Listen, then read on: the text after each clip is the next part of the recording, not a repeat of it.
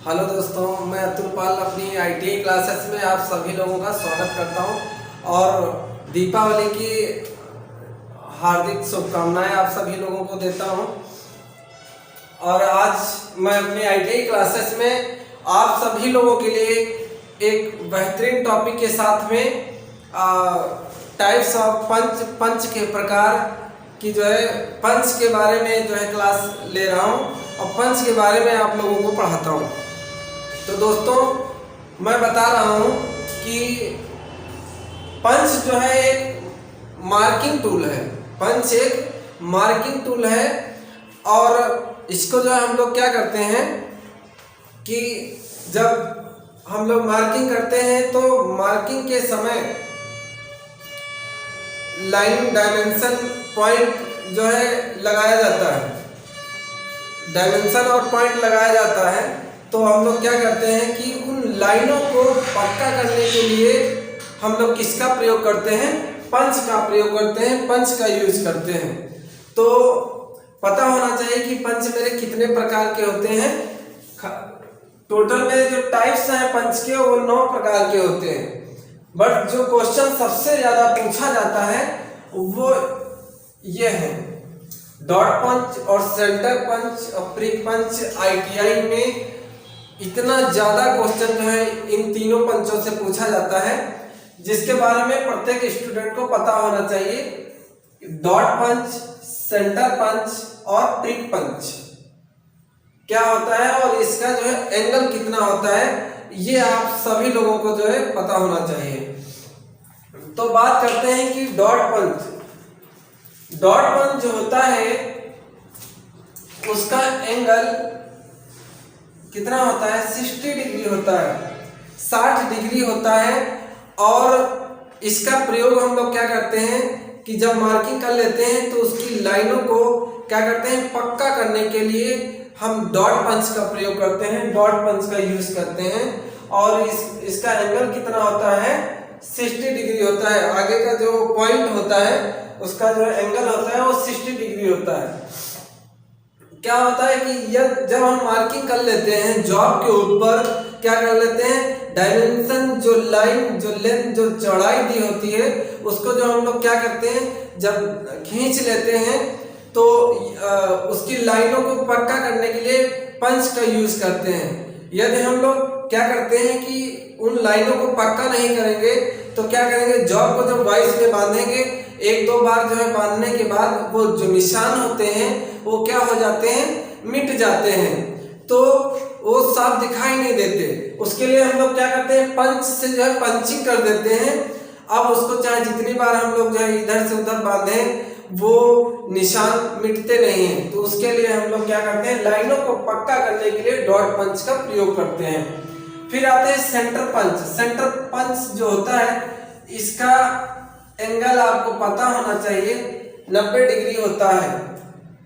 और इसका प्रयोग कहाँ पे किया जाता है कि जो ड्रिल होता है, ड्रिल के पॉइंट को बैठाने के लिए हम लोग क्या करते हैं? सेंटर पंच से पंचिंग करने के बाद उसके पॉइंट को बैठाने के लिए हम लोग इसका प्रयोग करते हैं, सेंटर पंच का। ड्रिल के पॉइंट को बैठाने के लिए किस पंच का यूज किया जाता है? तो सेंटर पंच का। उसके बाद में प्रिक पंच। प्रिक पंच जो होता है उसका एंगल होता है 30 डिग्री। 30 डिग्री एंगल होता है और इसका यूज कहाँ पे किया जाता है? जो डिवाइडर होता है, डिवाइडर की नोक को बैठाने के लिए हम लोग किसका प्रयोग करते हैं? प्रिक पंच का प्रयोग करते हैं, जिसका एंगल कितना है? 30 डिग्री है। और दोस्तों, आप लोग देखेंगे सीट मेटल में चादरों के ऊपर पंचिंग करने के लिए हम लोग किसका प्रयोग करते हैं? प्रिक पंच का यूज करते हैं, जिसका एंगल 30 डिग्री होता है। अब बात करते हैं 4 नंबर पे लिखा है ऑटोमेटिक पंच। ऑटोमेटिक पंच क्या होता है? उसके नाम से ही पता चल रहा है कि जितने टाइप्स हैं मेरे पंच के, जितने प्रकार हैं मेरे पंच के, इन सभी पंचों को यूज करने के लिए हम पंचिंग करेंगे। तो पंच को रखेंगे, जॉब है उसके ऊपर हमने क्या किया? ये मेरा एक जॉब है और यहाँ पे हमें क्या करना है? पंचिंग करना है। तो सबसे पहले यहाँ पे पंच रखा, इसके ऊपर क्या करते हैं? हैमर से चोट पहुंचाते हैं। तब क्या होगा, जब हैमर से चोट पहुंचाएंगे तो यहाँ पे निशान बन जाता है। ऐसे मेरी ये पंचिंग होती रहती है। ऑटोमेटिक पंच एक ऐसा पंच है जिसमें हैमर का यूज बिल्कुल नहीं किया जाता है, यानी जितने प्रकार मेरे इसमें दे रखे हैं पंच में, सिर्फ एक ऑटोमेटिक पंच है जिसमें हैमर का यूज नहीं किया जाता है। इसमें खटका नुमा होता है, पीछे से हम लोग इसे पुश करते हैं तो ऑटोमेटिक जो है पंचिंग हो जाती है, निशान लग जाता है। फिर आते हैं वेल पंच। वेल पंच जो है यूज हम लोग कहाँ पे करते हैं, जब कोई सिलेंड्रिकल जॉब होता है कि जैसे ये मेरे पास एक मार्कर है और इसकी इस फेस की जो है सेंटर ज्ञात करना होता है, तो हम लोग क्या करते हैं, वेल पंच का यूज करते हैं। और उसकी आगे की सतह क्या होती है, कोनिकल होती है, और उसके द्वारा हम लोग क्या है, सिलेंड्रिकल जॉब की फेस की जो है सेंटर पॉइंट जो है ज्ञात कर सकते हैं, केंद्र बिंदु ज्ञात कर सकते हैं, किसके माध्यम से, वेल पंच के माध्यम से। फिर बात करते हैं 6 नंबर पे सॉलिड पंच। सॉलिड पंच का यूज हम लोग जो है ठंडी ब्लैक स्मिथी शॉप में करते हैं, ब्लैक स्मिथी लोहारगिरी शाला में करते हैं। जैसे कि आप लोग देखते हैं कि लोहारगिरी शाला में जॉब को जो है प्लास्टिक अवस्था तक हम लोग क्या करते हैं, गर्म करते हैं, मटेरियल को गर्म करते हैं। गर्म करने के बाद जब उसमें मुझे क्या होता है, छेद करना होता है, तो हम लोग क्या करते हैं, सॉलिड पंच का यूज करते हैं। लोहार लोग बहुत ज्यादा इसका यूज करते हैं।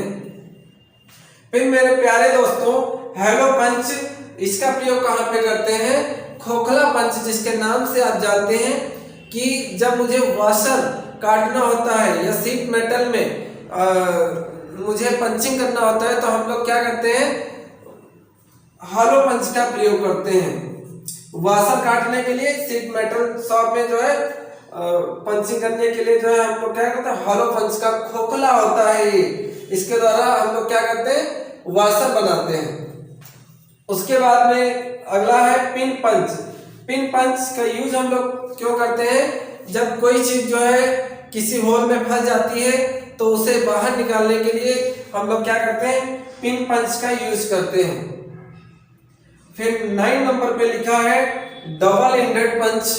डबल एंडेड पंच जो है क्या होता है कि एक ये ऐसा पंच है जिसमें 2 पॉइंट होते हैं, यानी 2 सिरे होते हैं, एक ये और एक ये मान लीजिए कि एक सिरा ये है और एक पॉइंट इसका ये है। जब इसका हम लोग क्या करते हैं, प्रयोग करते हैं, एक बार जो है यहाँ पे हमने क्या किया, हैमर से चोट लगाई, तो इसमें जॉब के ऊपर एक बार पंच करेंगे तो 2 निशान बन जाते हैं। तो क्या होता है कि जब मेरे पास कोई बहुत लंबी जॉब होती है और मेरे पास समय की बचत कम होती है, समय शॉर्ट होता है और बहुत जल्दी उसकी क्या करनी है, पंचिंग करनी है, तो हम लोग क्या करते हैं कि इस डबल एंडेड पंच का प्रयोग करते हैं। इसमें क्या होता है कि एक बार जब हम पंच करते हैं तो एक साथ 2 निशान लग जाते हैं, एक ये और एक ये, इन दोनों के बीच में जो है 2 से 3 mm का गैप होता है, डिस्टेंस होती है। फिर मैं क्या करता हूँ, उसके बाद में 2-3 mm छोड़ करके फिर से एक पंच करता हूँ, तो एक साथ 2 पंच मेरे हो जाते हैं। इसलिए क्या होता है, किसी भी लंबी जॉब पे कम समय में पंचिंग करने के लिए किस पंच का प्रयोग किया जाता है, तो डबल एंडेड पंच का प्रयोग किया जाता है, यूज किया जाता है। तो मेरे दोस्तों मैं ये देख रहा हूं कि मैंने क्या देखा कि पंच, अब देखते हैं कि पंच की मटेरियल कौन सा होता है, पंच मटेरियल कौन सा होता है, तो high carbon steel. High carbon steel का मेरा पंच बना होता है और इसे क्या कर दिया जाता है, हार्ड और टेम्पर्ड कर दिया जाता है, हार्ड और टेम्पर किया जाता है ताकि घिसे ना। मटेरियल हाई कार्बन स्टील, और इसकी लंबाई कितनी होती है, यदि क्वेश्चन बनता है आपके पेपर में तो आपको बताना है 100 mm, 100 mm इसकी लंबाई होती है। और ये क्या होता है, व्यास 12 mm व्यास की सरिये से क्या बनाया जाता है। हाई कार्बन स्टील की 12 mm व्यास की जो रॉड होती है उसमें से 100 mm लेंथ की जो है हम लोग क्या करते हैं, पंच बनाते हैं। तो ये मेरा पूरा पंच का डिटेल आप लोगों के बीच में, और ये दीपावली के पावन पर्व पर मैं सभी विद्यार्थियों को हार्दिक शुभकामनाएं देता हूं। और मेरे इस आईटीआई क्लासेस में अतुल सर के द्वारा फिटर थ्योरी की जो क्लास दी जा रही है उसे आराम से अच्छे से एंजॉय के साथ में पढ़ें। और मैं अतुल पाल आप सभी लोगों के उज्जवल भविष्य की कामना करता हूं। जय हिंद, जय भारत।